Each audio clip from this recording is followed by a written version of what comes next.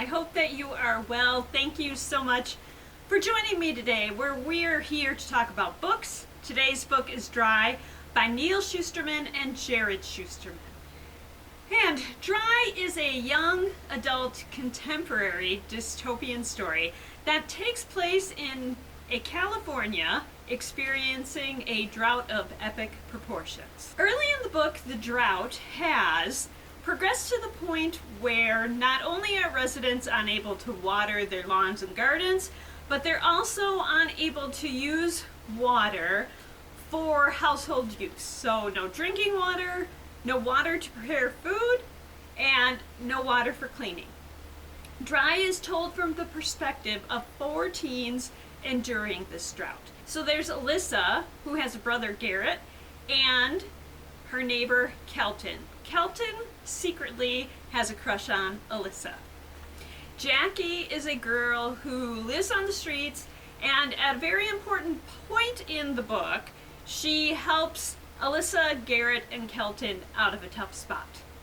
Henry is a boy making the most of the situation. So Alyssa is taking care of her brother Garrett.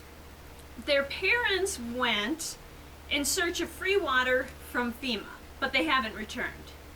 Kelton's family has plenty of water and plenty of food. They've been stockpiling food for years, waiting for such a day.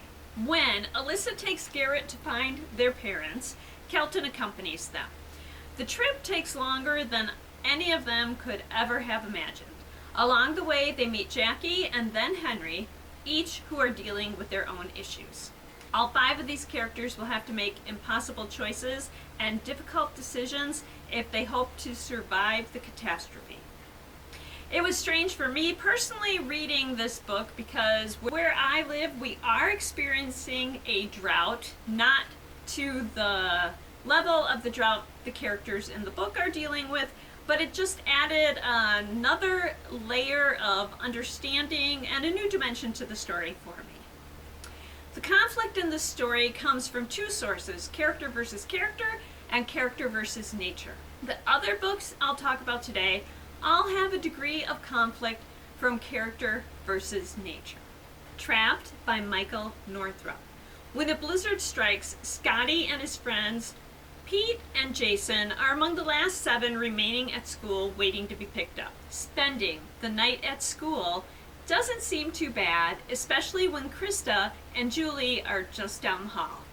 But the power goes out, then the heat. The pipes freeze and the roof shudders. Days add up. Snow piles higher and the empty halls grow colder and darker. The mounting pressure forces devastating decisions. Memory Boy by Will Weaver.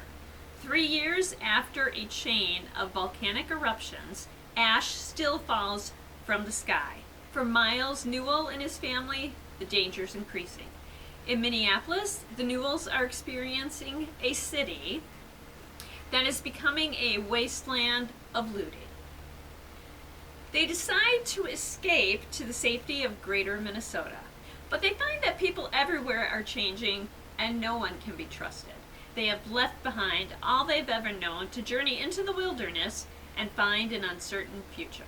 Ashfall by Mike Mullen. Under the hot springs of Yellowstone National Park lies a supervolcano. Most people don't realize it's there, but it is. Its caldera can only be seen from an airplane or by satellite, and it may be due for an eruption. Alex is excited about his weekend at home away from his parents. He will hang out with his friends and play video games. But the supervolcano erupts, and his hometown is plunged into a nightmare of darkness, ash, and violence. Alex, traveling with Darla, begins a journey to find his family. Together they must find the strength and the skill to survive and outlast this catastrophe. And there we are. I will be back soon when we will learn what I'm reading in September. Until then, I hope you continue to enjoy the rest of your summer, and I hope that you enjoy whatever you read. And thank you.